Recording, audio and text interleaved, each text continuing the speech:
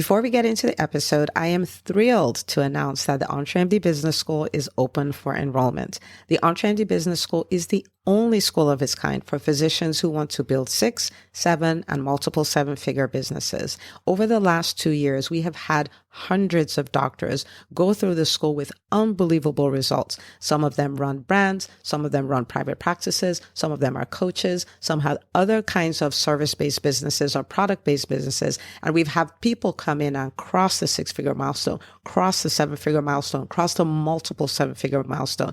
You will be in a place where you'll get the coaching, the community, the accountability that you need to thrive as an entrepreneur, especially in the times that we're in. So maybe you've been following me for a while. Maybe you've been getting so much out of the EntreMD podcast and you've been wondering, how can I work with Dr. Una and the community more? Well, this is your chance. Come join us in the EntreMD Business School. It is application only. So go to entremd.com/business to turn in your application. I cannot tell you how many doctors have made statements like this. I recovered my investment in the first week. I recovered my investment in my bank account in the first 90 days. This is the best investment I've made in myself ever. I want you to have that kind of story, not just a story of building a great business that serves a lot and earns a lot, but having a business that gives you the freedom to live life on your terms. So don't wait any longer. entremd.com/business. And now for the episode. There's wisdom you have because of the experience you've had. Now, if you have an experience and it's not evaluated, it doesn't translate to wisdom. But if you stop and you evaluate it, you learn lessons from it, it turns to wisdom. And so what that means is the thing that was your disadvantage or the thing that was a setback or whatever is not as much of a setback anymore because you've learned so much from it, what not to do or what to do. Hi, docs. Welcome to the EntreMD podcast, where it's all about helping amazing physicians just like you embrace entrepreneurship so you can have the freedom to live life and practice medicine on your terms. I'm your host, Dr. Una. One of the best things you can learn how to do is to ask better questions. The questions you ask determine the answers you get. The answers you get determine the results you get, right? Based on what your analysis is and all of that. So today, we are going to look at the 7 questions you need to ask yourself before the end of the year. Now, the time of this recording is the end of 2024, but really you can ask these questions at the end of a year, at the end of a quarter, at the end of a month, at the end of a week. The idea is the more questions you ask, the better questions you ask, the better thoughts you have, the better actions you take, the better results you create. Okay, so this is going to be a whole lot of fun. Now, this is something that I learned how to do a few years ago, and it's something that has created really massive transformation in my business because I'm very clear on where I'm trying to go. I'm very clear on what's working. I'm clear on what's not working. I'm clear on the things that get me the biggest results. So I can do more of what works and less of what doesn't. It's just set me up to do that. And I'm so grateful that year over year for the last, 6 years of EntreMD, all 6 years, we've had, growth years, like one level of growth to the next. And I credit a lot of that to questions that we ask. So let's take a look at these questions, okay? Now, this is one of these episodes where if you're driving or you're taking a walk, that's fine. You can listen through, but you also want to come back to it and pull out a journal and, maybe sit somewhere quiet and kind of work through these things, right? Because the more work you put into it, like paying attention to think it through, the more you get out of it, okay? All right. So first question here is this: what are the top 7 wins in my business? Okay. So in this time period, what we're talking about is a year. So in the last year, what are the top 7 wins I've experienced in my business? And you may be tempted to say, what? Like, I've had so many challenges, so many problems. I'm in the middle of a problem right now. And I'll tell you what I tell every one of my clients. I say this often, very often in EntreMD Business School, so much so that they've adopted this line of thinking. And that is that your business is and will always be a construction site. There will always be something to fix. It will always be noisy and something will be broken. And there, team members wearing, dirty coveralls because they're working at it. There will always be something. And so the fact that it's a construction site doesn't mean it's not working. It doesn't mean it's not helping people. It doesn't mean it's not creating financial freedom. And you have to be aware. If you're waiting for perfect, business that's like a box with a pretty bow tied around it, like that's not the way business works, especially if you're trying to grow it. Like when you grow things, you break things. You know what I mean? So anyway, you want to stop and look. If you haven't done this exercise a lot, you may not be able to find the wins. You're like, Dr. Una, I really don't see it. And that's okay. It's a muscle that we build, right? So here are some of the things you can do, like run month by month. What happened? Right? What happened in these months? You can take your goals for the year. Like, these are the things I wanted for this year. Which of them have happened? Which of them has a percentage of it happened? Right? Like, so you start looking at that. You can go to your phone and pull out your pictures and you start looking through them, right? You find you did this event that was amazing. You find this one time, that you got, 10 new clients, or this award that you were given. It is so unbelievable, the things that we can forget. It is unbelievable, right? So you want to stop. And the reason why this question is really important is because when you look at this, you realize that it's working. You realize that it's always working. You realize that you're much further along than you thought. One of the things we do in the EntreMD Business School is we have this quarter in review habits that we do, right? Like, so, I've talked about this many times on the podcast, that we live a quarter at a time. And so the beginning of a quarter, we're like, happy EBS New Year. So we do this 4 times a year. And we do a review of what happened in the quarter we just finished. And I'm like, guys, please, I know that it can be terrifying to do this, but I need you to do this exercise. They're like, but I don't know about the wins. And I'm like, trust me, just do the exercise. And without fail, at least 20% of the people come back and say, oh my goodness, I did not realize how much I had done in a quarter. I didn't realize how many wins were created in a quarter. I didn't realize how far I've come, right? And so you want to take the time and do this. It shows you how far you've come. It shows you that it's working. It shows you like, oh my goodness, these are things that were on my vision board or that I dreamed of. Or maybe you from 3 years ago would go like, I cannot believe you did this, right? I cannot believe you accomplished this. And so it's really good. And it's a great place to start because it puts you in the energy of gratitude and possibility, and it's working and all of this stuff for you to do the rest, the rest of the work that we're going to look through. So that's a place to start. Don't skip out on it and just make it a habit. It's a great muscle to have where you can see the things that are working, because our minds are designed to see what is not. Okay. So that's the first thing. The second thing is you want to ask this question, like, what are the top 7 lessons I learned? Like, what did I learn? And we look at wins and lessons. Lessons meaning the things that didn't quite work out, but okay, they didn't work out. What did I learn? What did I learn about what to do, what not to do, what not to avoid, what not to procrastinate on? What did I learn? And I always say this, like, we observe, we don't judge. So it's not about you looking at, you're like, oh my goodness, I suck. Look what I did. It's about you looking and saying, oh, like, wow. I mean, when you don't have meetings with your team members, they just don't rise. I guess when you decide not to make sales for 3 months, that the next 3 to 6 months can be very interesting and in the worst way possible. And you start making if I hide from my profit and loss statement, bad things can happen, whatever that is. But what this does is it puts you in a position where you tap into your wisdom, right? There's wisdom you have because of the experience you've had. Now, if you have an experience and it's not evaluated, it doesn't translate to wisdom. But if you stop and you evaluate it, you learn lessons from it, it turns to wisdom. And so what that means is the thing that was your disadvantage or the thing that was a setback or whatever is not as much of a setback anymore because you've learned so much from it, what not to do or what to do, right? And so this is a very powerful thing. What are the top lessons that you learned? One of the lessons I learned a few years ago after, we had taken a second company to 7 figures. So my private practice and then EntreMD. And I didn't want to do the work of building a team. Right? I mean, I had some team, but I knew I needed a more competent team. I knew I needed more team members, and I just didn't want to do it. And I didn't want to be responsible for the hiring, building the culture, onboarding, training, all of those kinds of what if it doesn't work, all of those things. What happened is the level of growth I wanted to experience, there was just no way for us to do it. We simply did not have the bandwidth to do it.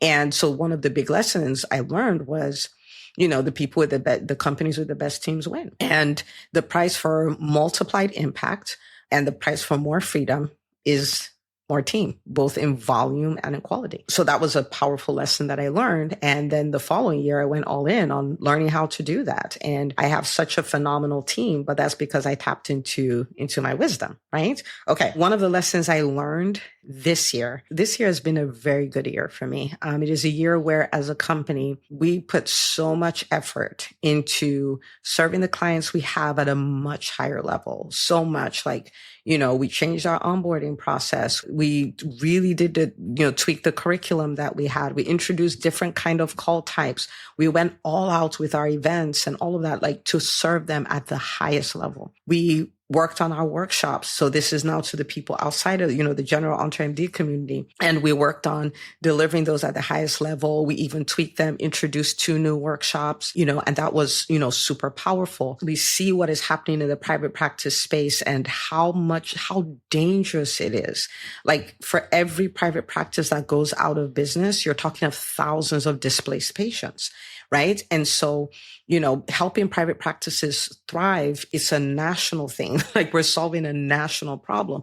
And to us, we decided we're going to take it on. We launched the National Private Practice Physicians Day, wrote a book, The Profitable Private Practice Playbook. We most recently launched the Profitable Private Practice Movement. This is a movement of physicians who are like, we're going to defy the odds. We're going to build great profitable practices. And once you have enough empowered physicians running private practices, then we can go after the system. We can't go after the system right now. We just don't have enough of us to do that. We did a lot of these things. It was a lot of work. And sometimes it did feel like a lot of work, but the return on investment immediately was not as big. But now that we're at the end of the year, I see how putting in that work, putting in the effort, continue to push against resistance and all of that, doing it over time is so powerful because what you go on to create is a tsunami. And so I cannot tell you how excited I am about 2025 because we have laid the foundation to have, like an exponentially higher impact, exponentially higher team, the level of effort put into training the team and bringing other team players on board and all of that stuff. It's been so good. And so a lesson I learned is that great success takes a while. And so if you cannot work against resistance, if you cannot work when you don't see the result right away, even though you're doing all the right things, if you can't continue, that greatness will elude you, right? And so it's like, yeah, if you plant corn, like in a few months, you can have corn, but if you're going to plant an orange tree, you're going to wait.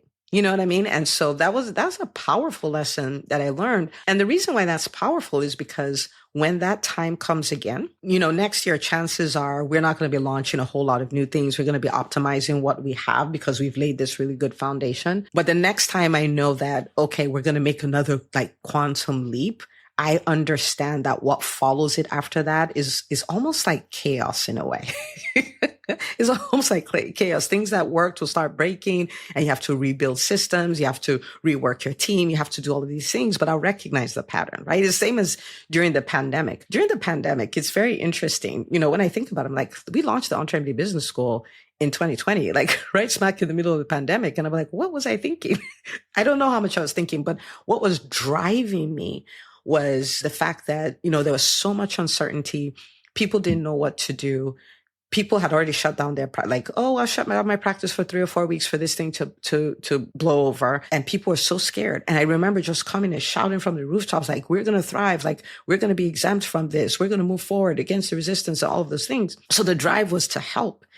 And I didn't realize that in real time. When I look back, this is why great questions are important, right? So when I look back, I'm like, wow, like it was so dark, so scary. And here I came and I was like, no, there's a way we can be exempt from this. We can thrive in the midst of this. I'm still working on the strategy, but we are going to win. I didn't realize how valuable that is for you to be the voice of reason, to be the light when it's so dark. And so I was like, if there was ever a pandemic again, I would hold nothing back because I recognize the pattern, right? So this is the reason why, and I'm not saying there'll be another pandemic, but whenever there's a crisis, for me, it's not a time to run away. It's a time to do the work, find the answer, find the strategy, show the people, say, come on, let's go. We're not rolling over. We're not playing dead. We're still going to win, right? Like times may get tough, the tough get going. That's what we do. So anyway, that's why it's important to look at those lessons because when that shows itself again, You're smarter now, right? Okay, so that's the second question. The third question is, what are my top 3 goals for 2025, right? So for the next year, if you're doing this on a quarterly basis, for the next quarter, all of that, what are your top 3 goals? And I want to say this here because, I've worked with thousands of physicians over the years, and a lot of times they would set goals and there are no revenue goals and, and stuff like that. Okay, so you can pick whatever goals you want, but one of them must be revenue. Let me not even say should, must be revenue. Pick revenue. Pick revenue. If you are in your pre-revenue phase, pick the size of your email list, but pick one of those numbers. Okay. So revenue, one of them, but what are your top 3 goals? Think about it.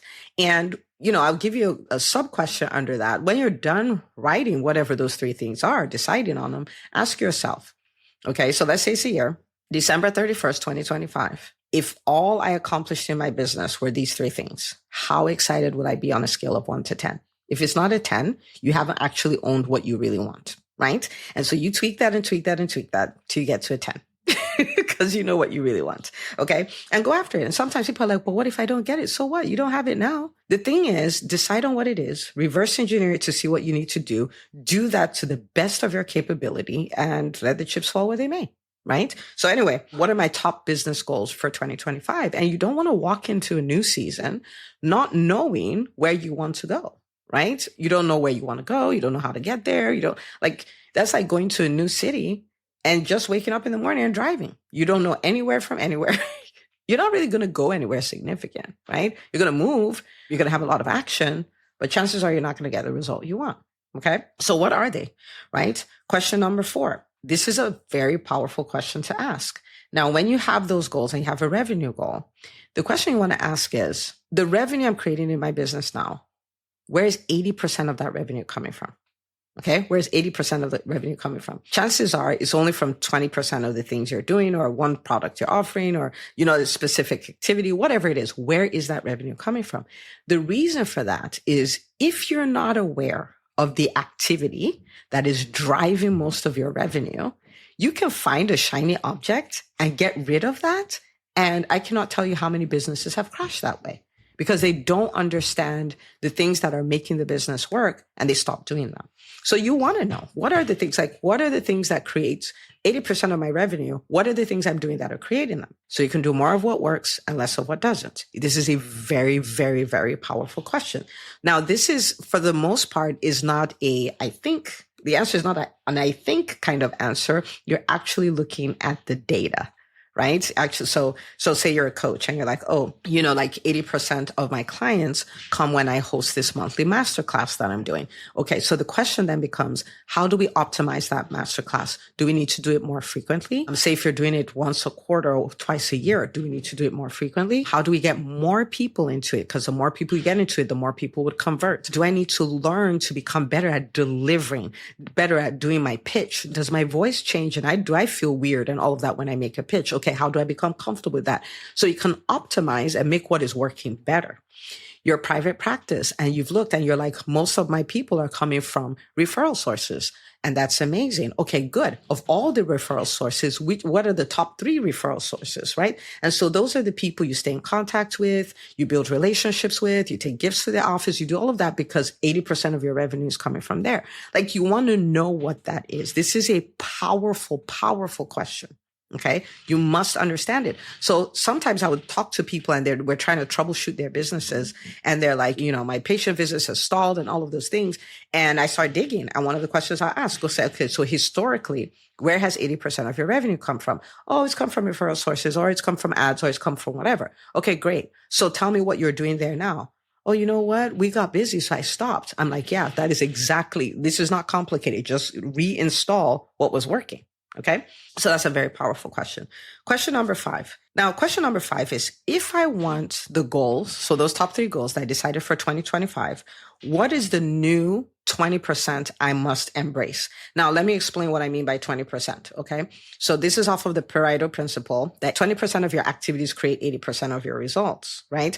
So the more you focus on the 20%, the more you can get done in less time, because the 80%, not only is it only going to give you 20% of the result, but it also takes 4 times as much time, right? It's 4 times as many activities as your 20%. So the more you live in the 20%, the more you focus spending 80% of your time on 20% activities, the better everything else is, right? So the question becomes, these goals that I set, wonderful. Now, so since I set them, what are the 20% activities that create these? So for instance, if you're running a business and your big thing is we want to crack the $500,000 mark and stuff like that, or let's say $100,000 mark, your 20% activity is selling, and putting yourself in front of new people you can sell to.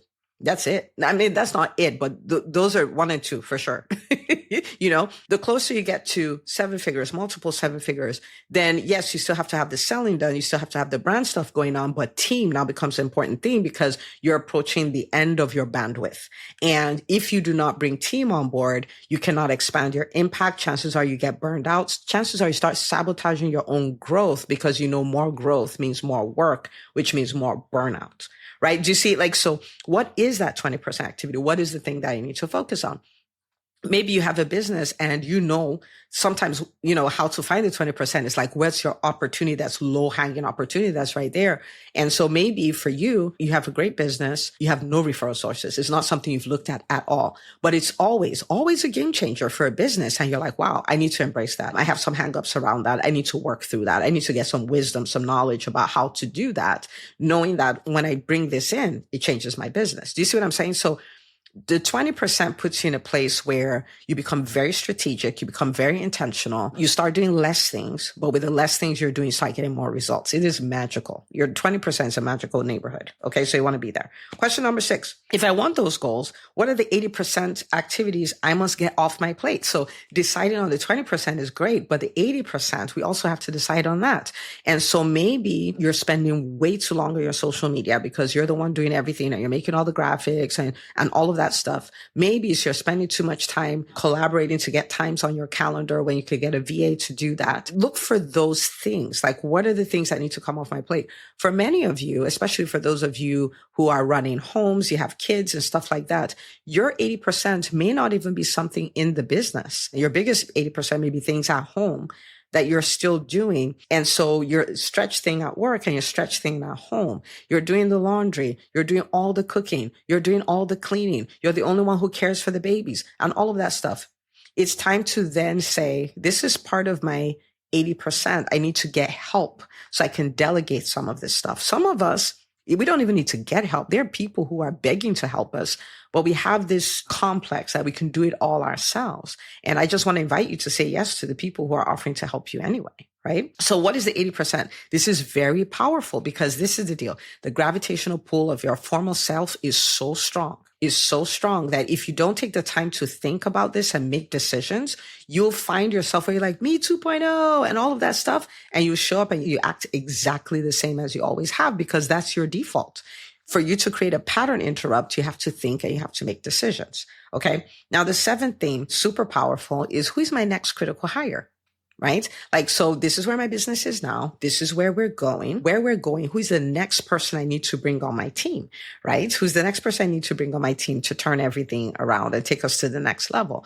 And so that may be a virtual assistant. That may be an executive assistant. That may be a practice administrator. That may be a business manager. That may be another doctor, whoever. If I could only hire one person, and this hire will help me accomplish the goals that I've set for this business. If it could only be one, and I know you'll be like, Dr. Una, I need 7 people. I hear you. But if it could only be one, who is that person, right? We want to know who that is because that's our domino and we want to hire that person, bring them on board, and they will work with us to take the business, further and generate the salary for the next person. Okay. So these are 7 questions. Again, there's no set answer. You just want to sit and reflect and come with the answers. And you'll find so much wisdom that you've been walking around with. It will help you make very strategic decisions and you'll be shocked. So this is what I want you to do. I want you to go answer these questions and you can literally get a couple of friends, physician colleagues who are physician entrepreneurs as well. And you guys can do a little workshop type session, sit together, answer these questions, all of that stuff. And I want you to do this. I want you to think about the biggest aha, the biggest takeaway, the discovery you made that really shocked you. And I want you to send me a direct message on Facebook or Instagram. I'm Nneka Onachukwu on Facebook. I'm Dr. Onachukwu on Instagram. And you can find me, I'm Nneka Onachukwu on LinkedIn. So whichever one you like, and just say, Dr. Una, I listened to this episode of the podcast, 7 questions to ask before the end of 2024. And oh my goodness, I discovered this. Okay. So send that to me because I want to celebrate it with you and say, oh my goodness, this is amazing. 2025 is going to be our absolute best year yet. And you have set the stage for that to happen. Okay. So go do this with your friends, come up with your biggest takeaway, share it with me. And I am telling you, just doing this will give you so much clarity, so much wisdom, so many strategies, what you need to make this next 12 months your best 12 months. So I'm rooting for you always, and I'll see you on the next episode of the EntreMD Podcast.